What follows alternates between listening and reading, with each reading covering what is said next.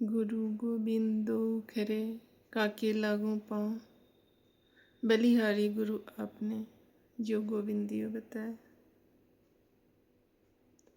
गुरु गोविंदो no खरे काके लागू पाँव, बलिहारी गुरु आपने जो गोविंदियो बताए।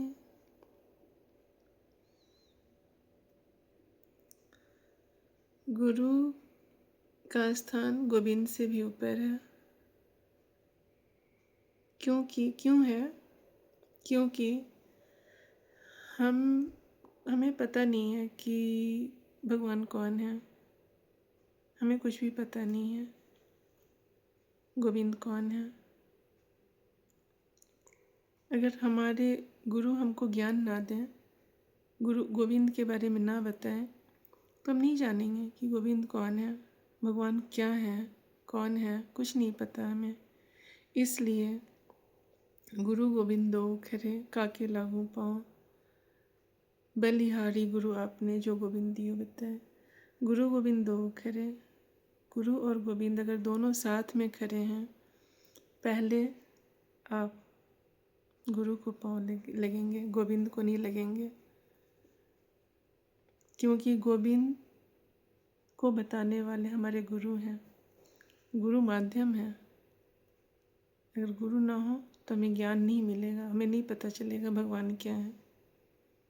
तो इसलिए गुरु गोविंद दो खरे काके लागू पाँव, किसको पाँव लगे? गुरु गोविंद दोनों खरे हैं, किसको पाँव लगे?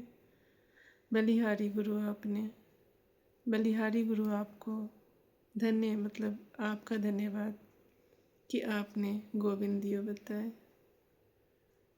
बड़ा प्यारा सा दोहा है, बड़ा प्यारा सा इसका मतलब है।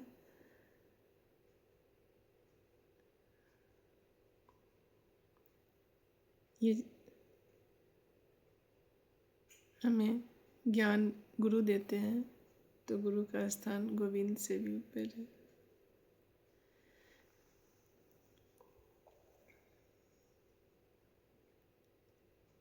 ऐसी वाणी बोलिए मन का आपा खोए, औरन को शीतल करे आप हो शीतल होए। कबीरा आप हो शीतल होए। वाणी में हमेशा मधुरता रखनी चाहिए। हमेशा आप गुस्से में भी हों तो आप आराम से बोलकर भी अपनी बात को रख सकते हैं, अपना काम करवा सकते हैं।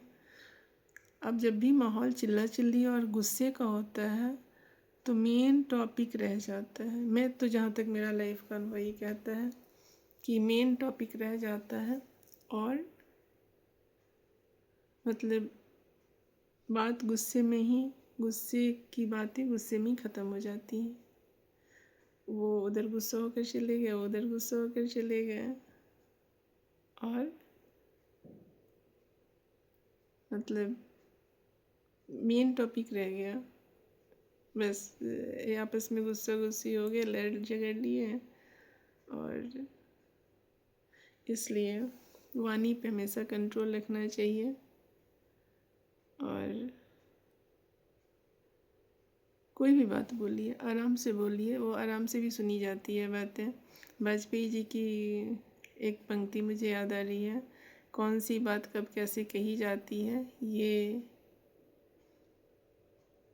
कौन सी बात कब कैसे कही जाती है, ये तहजीब हो तो हर बात सुनी जाती है। तो आप शांत होकर अगर अपनी बातें बोलेंगे ना तो आपकी बातें सुनी जाएगी। आप अगर गुस्सा होकर बोलेंगे अपनी बातों को, आपकी बातें सुनी नहीं जाएगी। आप गुस्सा होंगे, सामने वाला आपसे ज़्यादा गुस्सा हो जाएगा।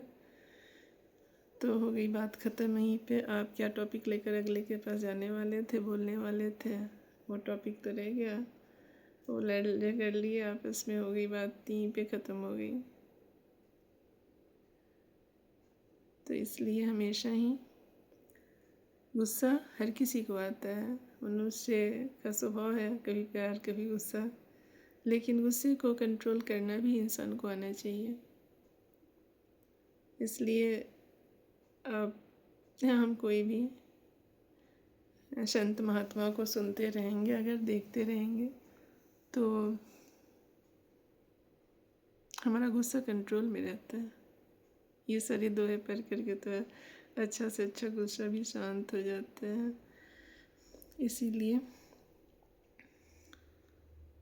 ऐसी वाणी बोलिए मन का पाखोय, औरन को शीतल करे, आप हो शीतल होए कबीरा, आप हो शीतल होए। ऐसी वाणी बोलिए। वाणी में हमेशा मधुरता होनी चाहिए, हमेशा ही। आप जब अपने गुस्से पे काम करेंगे तो आपका गुस्सा कंट्रोल हो जाएगा। मैं जब छोटी थी मैं बहुत गुस्सा होती थी, लेकिन मैं उस पर काम की हूँ। और मैं गुस्से में भी हाइपर मतलब वो वाला गुस्सा नहीं होती हूँ। मैं गुस्से में शांत चुप हो जाती हूँ। हाँ, ये भी गलत है, कोल्ड वार की तरह शुरू हो जाता है। पहले होता था, अब तो नहीं। तो मैं कोल्ड वार की तरह वो कर देती थी, मतलब बात ही नहीं करना है मुझे, किसी से भी नहीं बात करना है, चुपचाप काम करना है, बोलना ही नहीं है किसी से भी। लेकिन वो चीज़ भी गलत है, वो नेचर से ही नहीं होता है। लेकिन ज़्यादा चिल्ला चिल्ली ये सब भी वो भी अच्छा नहीं होता है। घर के फैमिली का माहौल ख़राब हो जाता है उससे। अगर बच्चे छोटे हैं तो सहमी भी ज़िंदगी हो जाती है उनकी। मैं इस चीज़ के लिए कभी प्रमोट नहीं करूँगी। ठीक है, गुस्सा अपनी जगह है, लेकिन गुस्से को एक लिमिट में रखना चाहिए। घर को घर रहने देना चाहिए। ऐसे जंगल खाना नहीं बनाना चाहिए। हम गुस्सा होंगे, अगला भी गुस्सा होगा, ऐसे थोड़ी ना होता है। इसलिए मुझे ये सारे दोहे बहुत पसंद हैं। ज़िंदगी जीने का फ़लसफ़ा इसमें दिखता है, मुझे मिलता है। इसलिए शायद मैं सोची कि मैं इन चीज़ों को पढ़ती थी। मैं बचपन से ही पढ़ती हूँ इन चीज़ों को। बड़ा हुआ तो क्या हुआ, बड़ा हुआ तो क्या हुआ, जैसे पेड़ खजूर, और पंछी को छाया नहीं, फल दे अति दूर। बड़ा हुआ तो क्या हुआ, जैसे पेड़ खजूर, पंछी को छाया नहीं, फल लागे अति दूर। कबीरा, फल लागे अति दूर। वाह, क्या क्या लिखते थे। बड़ा हुआ तो क्या हुआ, तुम बहुत बड़े आदमी हो, क्या हुआ, उससे कोई फ़ायदा। तुम्हारे बड़े होने का आसपास के सभी को फ़ायदा होना चाहिए। अगर तुम्हारे में इतनी काबिलियत है, तुम हैसियत वाले हो, बड़ा मीन्स बड़ा लंबा ही नहीं, हैसियतमंद इंसान। तुम अगर हैसियत वाले हो, ठीक है, तुम्हारे पैसे वाले हो, तुम्हारे पास कुछ चीज़ें हैं, पैसे हैं, धन है, दौलत है, तो अपने आसपास के लोगों को उसका बेनिफिट ना हुआ, फ़ायदा ना हुआ, तो उसका फ़ायदा नहीं है। तुम बड़े हो तो ठीक है ना, अपने लिए है, तुम्हारे लिए है, खुद के लिए है, तो उसका फ़ायदा नहीं है। थोड़ा थोड़ा होना चाहिए, थोड़ा फ़ायदा होना चाहिए हर किसी को। अगर तुम्हारे पास कुछ एसेट है, पैसे हैं, तो जितनी सामर्थ्य है, जितना हो सकता है उतना करना चाहिए।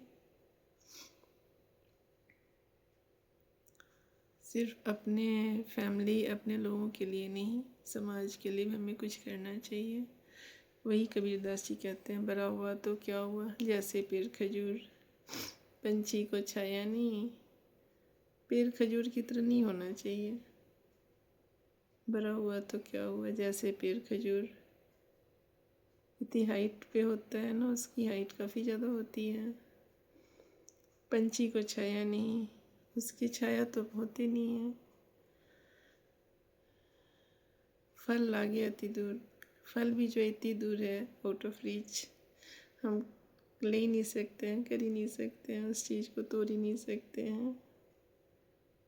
तो बड़ा हुआ तो क्या हुआ जैसे पेड़ खजूर, पंछी को छाया नहीं, फल लागे अति दूर। कबीरा फल लागे अति दूर।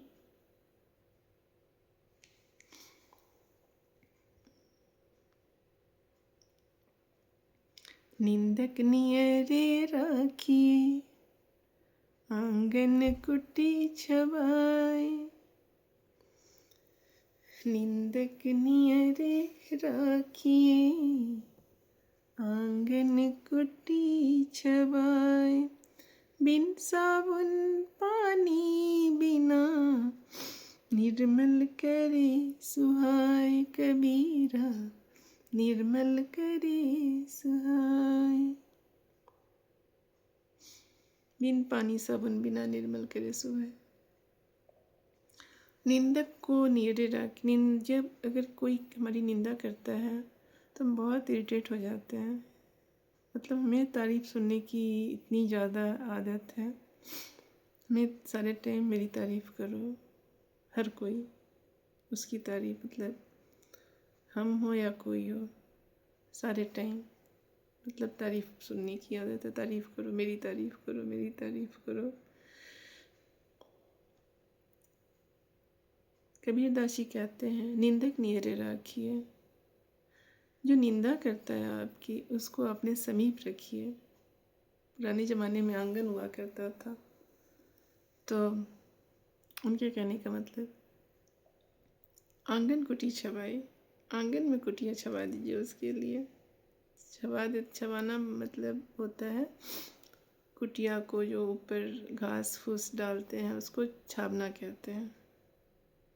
तो आंगन कुटी छवाए, जगह नहीं है तो आंगन में कुटिया छवा कर रखिए, बट रखिए, निंदक को पास रखिए। वो क्या करेगा, आपके सारे दुर्गुणों को दूर कर देगा। आपके जितने भी हो हैं ना, आपकी निंदा कर कर के उस चीज़ को बिन साबुन पानी बिना, बगैर पानी और बगैर साबुन के उस चीज़ को धो देगा, साफ कर देगा। इसलिए निंदक नियरे राखी, आंगन कुटी छवाए। बिन पानी साबुन बिना मैल बिन पानी साबुन बिना मैला करे सुहाए। बिन पानी साबुन बिना निर्मल करे सुहाए। सॉरी, बिन पानी साबुन बिना निर्मल करे सुहाए। हाँ, यही है निर्मल। निंदक नियरे राखी, आंगन कुटी छवाए। बिन पानी साबुन बिना निर्मल करे सुहाए। सुहाए।